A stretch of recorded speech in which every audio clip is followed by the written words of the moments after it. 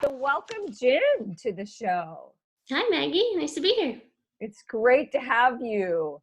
Tell us a little bit about what got you started and what exactly does it mean to be a consciousness scientist? Yeah, I like that term. My good friend and business partner came up with that term for me, just because I'm constantly studying meditation and I love studying, consciousness itself. What is it? It's so fascinating when we think about it, what's really going on there. And so um she and I were trying to come up with some wording for something, and she suggested that a while back, and I was like, oh yeah, that's really good. But I teach yoga and meditation, and I practice Lomi Lomi, which is Hawaiian healing arts, and I do stress management workshops and different things. And I feel like all of those really have a lot to do with, consciousness and who we are and what that really means. Yeah, and what brought you to this path of yours? Sure. A very sort of long, convoluted way to it. I was a scientist for 12 years. I worked for the Smithsonian. I was stationed out in Hawaii, and I was working on coral conservation. My boss and I were the only two people for about 11 years who were using human fertility techniques to conserve coral reefs. So we were freezing coral sperm in Hawaii and all over the world and putting them into sperm banks for an insurance policy, for the future that's now here and needing to be used. But along the way, we were really struggling for funding, and I had happened to get certified to teach yoga sort of on a whim. I mean, deliberately, but, kind of on a whim. I wasn't sure that I wanted to stay in science. And since our funding was dwindling, I did that. Then we got a little more funding, and I stuck with the science for a little longer. I was teaching yoga on the side. But I had this realization that all the science in the world doesn't matter unless people believe it, one, and people want to use it too, right? And so I was finding teaching yoga was making me more happy. And I was also realizing that yoga, in my mind anyway, is one of the keys to helping to save the planet, because it helps people feel better in themselves. And when you feel better in yourself, you better connect to others. And when you better connect to others, then you want to help people more, you want to help the planet more. And so it's all really getting at the same kind of goal of trying to save the planet, but from a different perspective. I had a moment when we had been struggling for funding at a different point in in my time as a scientist, where I went to a Super Bowl party, like at a friend's house. And I love football. Football's great, right? But we had just gotten denied another grant. And, it wasn't that much money, maybe $500,000. It would have funded our lab for a few years. And I was watching the Super Bowl and looking at this football game and thinking, watching the commercials and thinking, wow, they're spending billions of dollars on this football game, but you can't give us $500,000 literally so that we can breathe in 50 years, right? The coral reefs make as much of our oxygen as our trees do.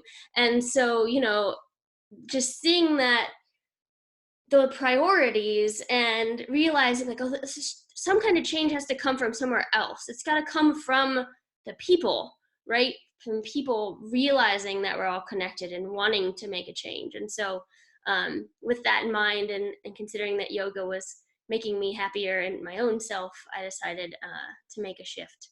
It took me a while to make that shift, though. I think it took me 4 or 5 years before I finally quit my job, and then I gave my boss about a year where I trained the person who replaced me before I walked out the door. So it was a long shift to teaching yoga.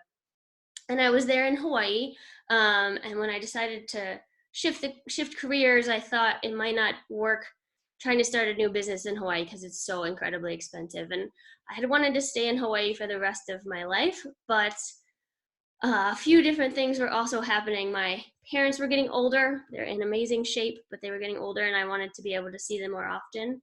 And then I was also falling in love with my best friend from college, and I had known him for about 17 years before we decided to go and fall in love. And he just happens to be wrongfully incarcerated here in Virginia at the moment. And so I was thinking I needed to leave Hawaii and come to the mainland. I had thought I was going to go to Oregon, and then was finally kind of coming to terms with how he and I were feeling about each other. And I decided to go ahead and come back to Virginia. This is where I'm from, and help him with what all he's got going on and be able to see him more and see my parents more. And so, yeah, I'm back here in Virginia. So It's you're in cold. there in Virginia freezing instead of Yes, Hawaii exactly. diving in the coral Exactly. Yeah. What an interesting Bit of a story. shift. Yeah. Thanks. Yeah. Yeah, I love the that moment. It was almost like an instant moment in the football Yeah. game where you actually woke up to realize that, you know, this is bigger than this. Yeah. Yeah. It came at a really interesting time too. It was like, had a lot happen right at around that time of that Super Bowl game. So my partner, who was just my best friend then, he was had been held in solitary confinement for almost a year and was being forced to take a plea, and he was trying to decide if he was going to do that. So we were very upset just talking through that. My boyfriend at the time, his part of his family had come to Hawaii and was supposed to stay with us for 2 weeks, ended up staying with us for months and being a little crazy. And so we were having trouble. My dog was dying. I had a nerve problem going on, and then I was realizing I needed to probably quit my job and change careers. And so it was this whole like sort of, everything all at once kind of year. It kind of is how it happens, isn't it? Yeah. Mm-hmm. It's a lot of people come to me to learn meditation and Yeah. all of that when they're in crisis, Right. when Mm-hmm. they're desperate for relief from the suffering. I mean, it's typical, Yeah. right? Yeah. Yeah, exactly. And that's why it's so important. A lot of times people come to us when they're in those crisis moments, but it's so important to cultivate a practice when you're not in crisis moments so that when those moments come up, you can make it through it. I was really thankful that I had my practice during that year, but it also happened to be the year I had decided to do my 500-hour teacher training. So I was in the midst of a teacher training too, which on the one hand seems like, oh, let's just add more things to the fire, but on the other hand was like so brilliant because it was a 500 hours where we were very into philosophy and all of that stuff. And so we were talking through what was really going on in our lives and applying yoga philosophy to that. And so it ended up, really kind of helping me through the whole thing. For sure. Yeah. And what parts of yoga philosophy do you think were most instrumental in helping you through this period of time? Oh my goodness. All of it. No, I think we were really kind of getting heavy into uh, what the meditation practice really means. What you're really doing when you're cultivating that practice. As far as not only just bringing calmness and stability to your life, but also what that means as far as creating the life that you want. It goes beyond just the relaxation part of meditation. It speaks to like how you are able to steer your life in the direction that you want it to go. And I think that's really cool. Where we have the power. We Mm-hmm. don't have to give up the power to Exactly. be happy Yeah. in our own lives, right? Yeah. And that is a really big shift that some of my students need to make, is to realize that meditation is so much bigger Mm-hmm. than just taking a little pause, Yeah. having Exactly. a little reprieve. And I Yeah. think, those that stick around and continue to come Mm-hmm. are the ones who ultimately get it, to the Yeah. deepest level, where they actually Yeah. stick with it. And I have Yeah. that other group of people that shows up and they think I'm gonna quote fix it, whatever Right. that is. Yeah. And to those I say, look, I'm so glad you came and I hope you return. But if you don't insert this into your life as a Mm-hmm. practice, Yeah. we just had a really nice cup of tea. Right. Which Yeah. is fine too. Yeah. Because we all wake up when we wake up. Yeah, exactly. And that's one of the things I think is really, really neat about the practice of yoga, is that there is so much depth to it, but because there's so much depth, there's so many different levels that people can be on in their life, in their soul evolution, however you want to think about it. And it doesn't mean that they're in the wrong place. It just means that they're in the place of where they are, and the practice can meet them there, even That's if all right. it is you're just breathing, Well, not getting any deeper than that. and for those who are listening who are confused as to why we're talking about yoga and meditation all in the same fell swoop, it's important to understand that meditation is a huge part of the yoga traditions. Right. Yeah. And that yoga really means the union of body, mind, and spirit. And Right. so the first few limbs of yoga have nothing to do with the postures or meditation. They have to do with who you are out in the world, how you present yourself. Are you humble and tolerant and Yeah. kind, and who you are in society? Do you worry that the coral reefs are being destroyed? Do you Yeah. care that there's plastic in the fish you eat? Right. And then the next one in the yoga traditions are your life force breaths or your pranayamas. And the fourth one is the asanas, or the actual postures in the yoga practice that we in the West now really are starting to catch on to.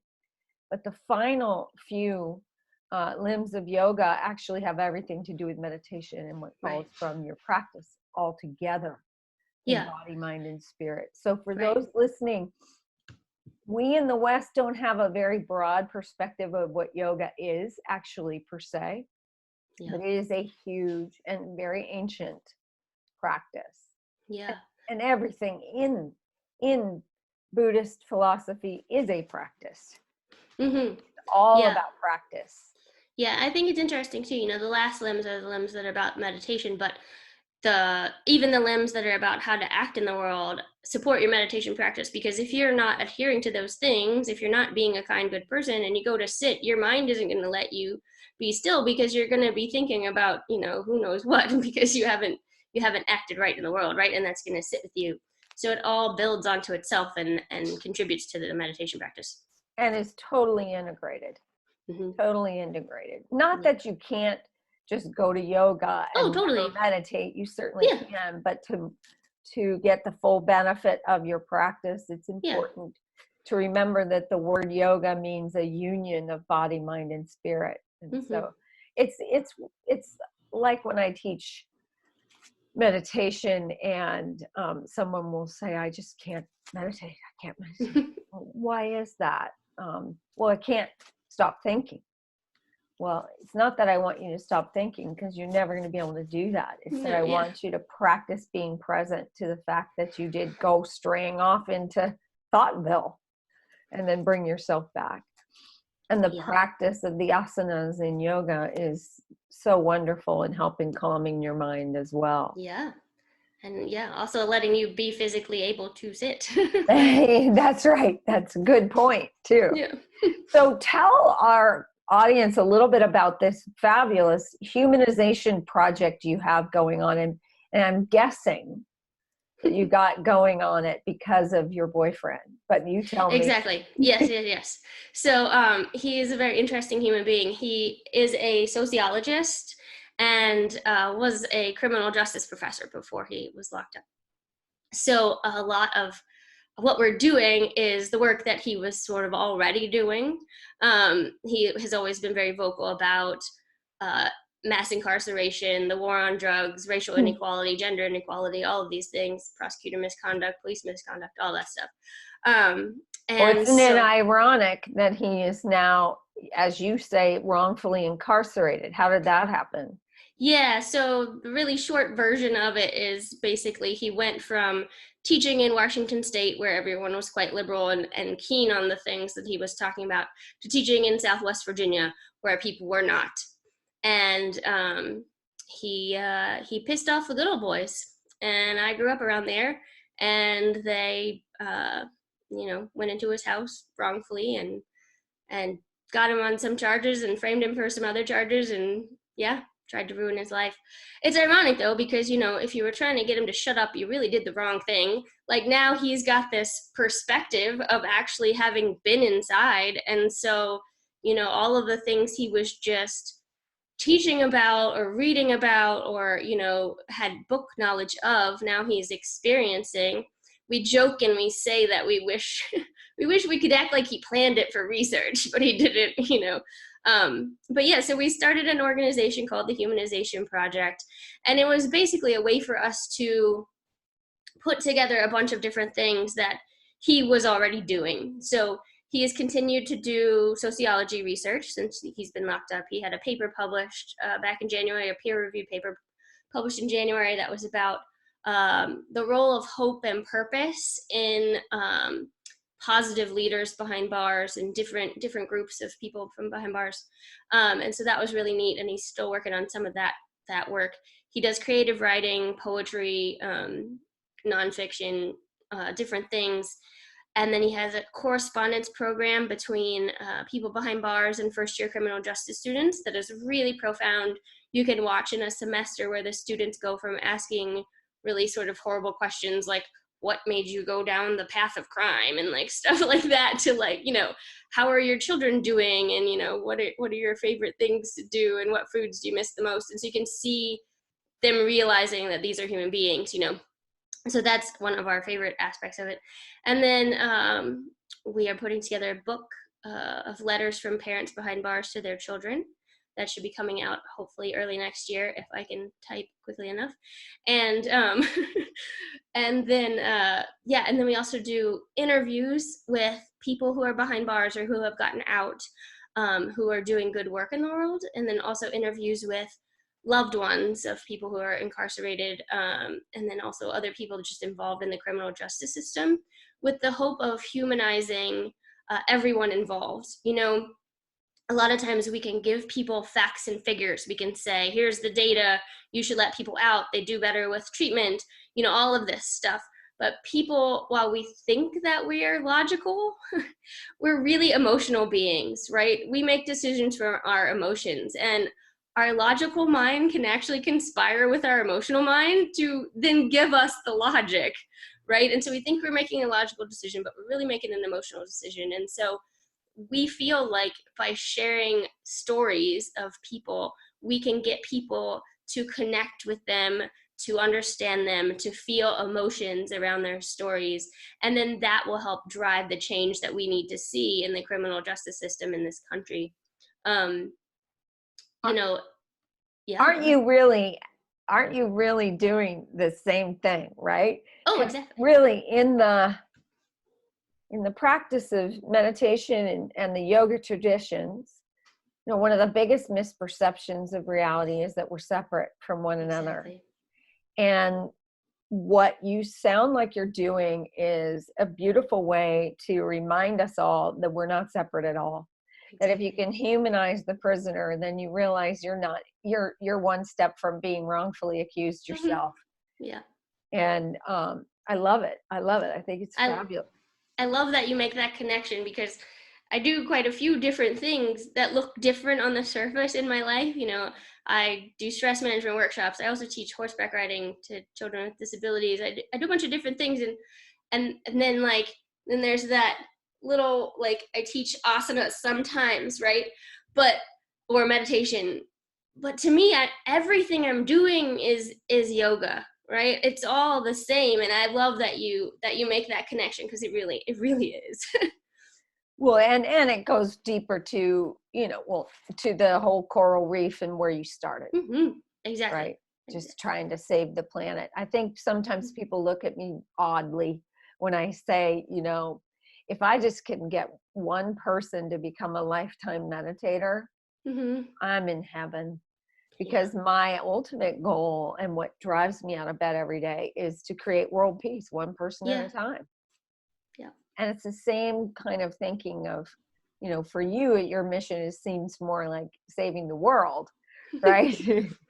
And you started with the coral, and now you're going to, you're moving yourself around to many different tentacles, which I love, the disabled children and the sociologist boyfriend and the I have no idea if you know this about me or you saw my logo or anything, but I love that you just said tentacles, because I like to say I have an octopus problem. I love octopuses, and they're kind of my totem animal. And so like I have had a business coach for a while now, and one of the things that she had made me do was make this drawing of this octopus with all the tentacles and like where I was spending my time and stuff. So I love that. I love that because I'm a spiritual life coach too. It sounds like something I would do.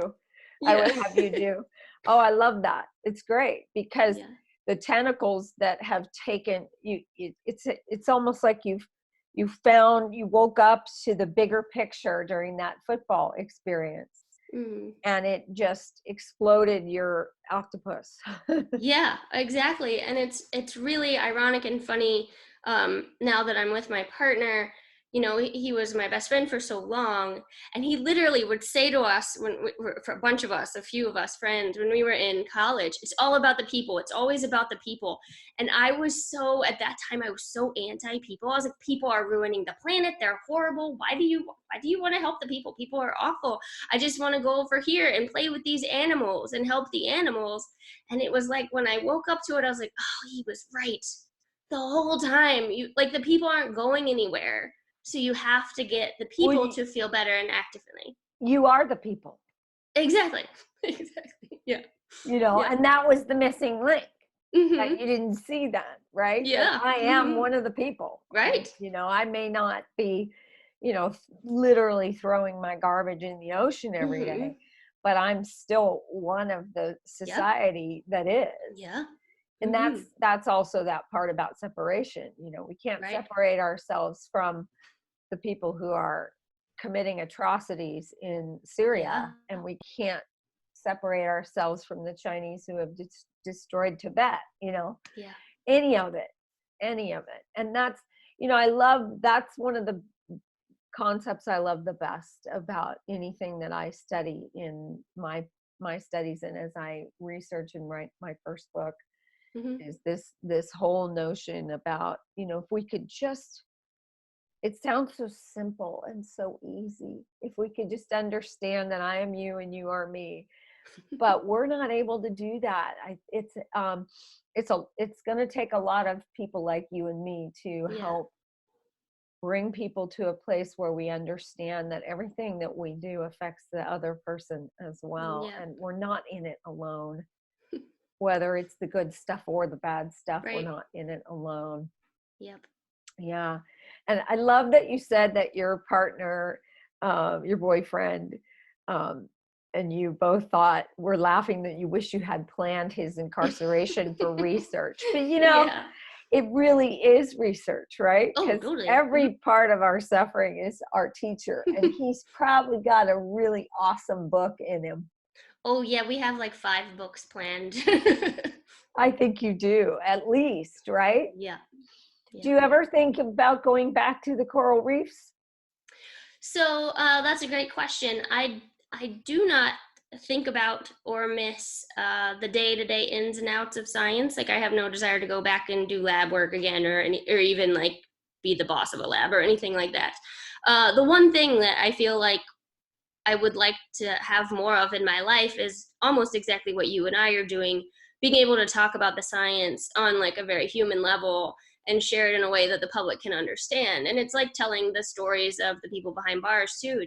It's the story of what's happening to the planet needs to be told, not a dictation of, here are the facts and woe is us and everyone must change, but like, why does it matter? Why should we care? And I think a lot of times scientists struggle with that. And I really love that aspect of it. And so I can see myself at some point more deliberately getting into, the sharing of science and the stories of science, but not necessarily going back to, quote, being a scientist. You'd be a great teacher, though, to maybe bring those two elements together. Yeah, yeah.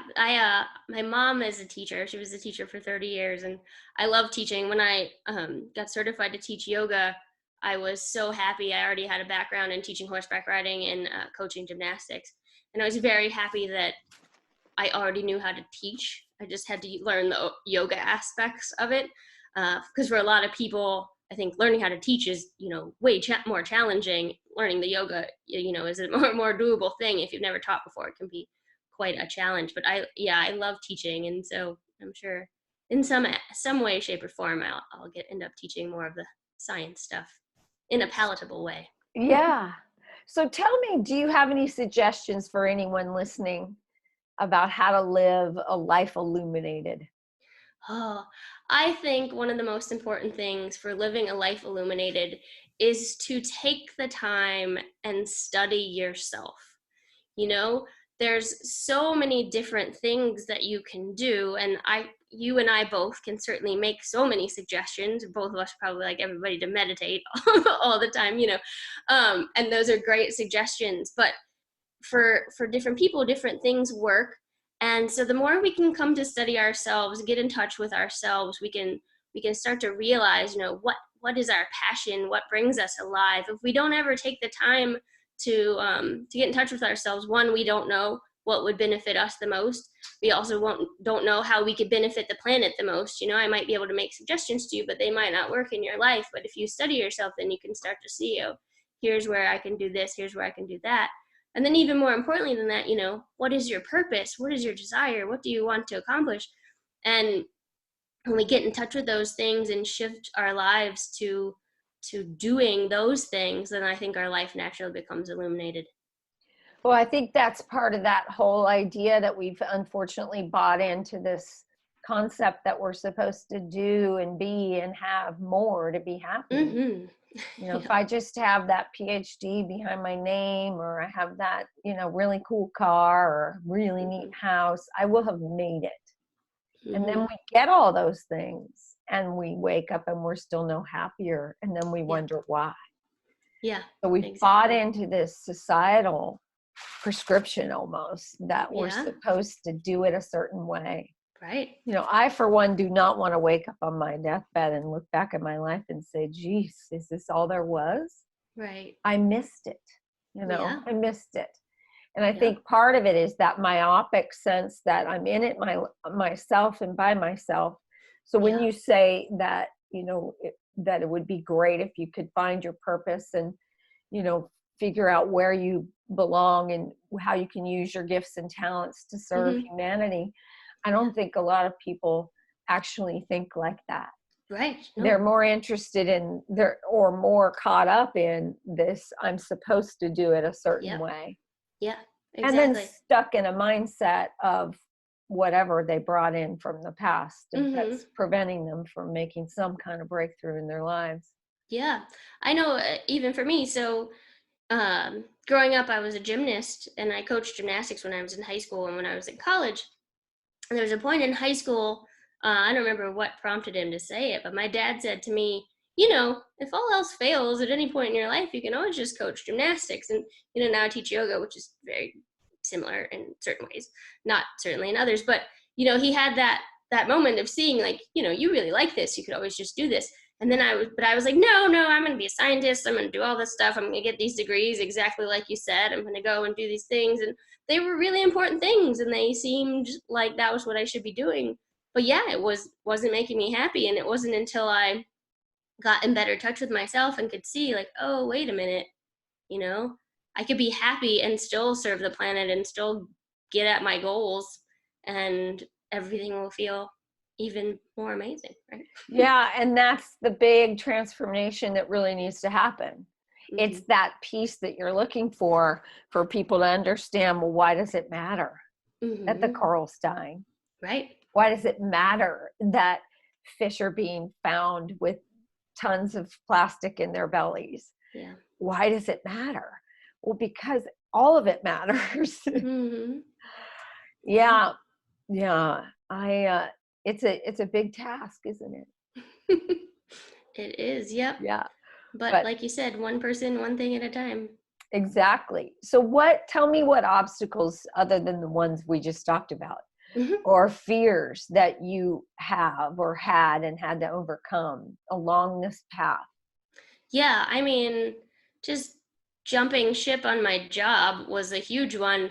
It was a career. I had worked for the Smithsonian for 12 years. You're on a track of government retirement, government, all that kind of stuff. And it was good, important work that really needed to be done, still needs to be done, is still being done, which is great. But, so that was a huge obstacle. And I didn't realize how much from the moment from before I realized I needed to be doing something different, I think I was unhappy, but I didn't realize exactly what could shift to change it. But then once I could see what needed to shift, and then was stuck in that kind of fear mode and not figuring out how to make it happen, that was such a huge thing. And I didn't realize how much it was affecting me physically, mentally, emotionally, spiritually, until I finally went ahead and made the leap. And now looking back, I wish I had done it sooner. But life works out, however it's supposed to. But yeah, I think that was probably the biggest obstacle, was just taking that leap of faith. I think there's a lot of times in our life where we're at that sort of precipice, and sometimes we're trying to like almost, half do something. But when we go ahead and finally make the leap, then the universe kind of puts everything in our path so that it will work out once we commit. Oh, So I I think, think yeah, that's that was a so huge thing for me. so beautifully said, because I think anyone listening to the podcast at this point feels that a certain sense of that same thing Mm-hmm. inside themselves, that place where it's like, I'm not really happy. I really want to be doing X, Y, or Z, but I can't really let go of the money I'm making, or Yep. the position I have, or the city Yeah. I'm in, because you didn't just leave a job, you also left the place you love. You left the place where you live, and now you're freezing. Yeah. Right, exactly. But yeah, so this is one thing too I wanted to point out to our listeners, is this path of this journey, and this path of awareness and awakening, or whatever you want to call it, isn't for sissies. Right. Yes, that's true. Actually, it takes something from you. You Mm-hmm. actually have to put yourself out there and find courage innately and internally to bring forth to this journey.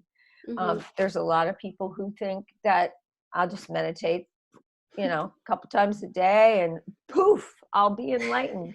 Yeah. Very rarely does it happen like that. It does for some, but very rarely does someone just have an epiphany, awakening, and bam, life is totally transformed. And it doesn't necessarily ever happen overnight like that either.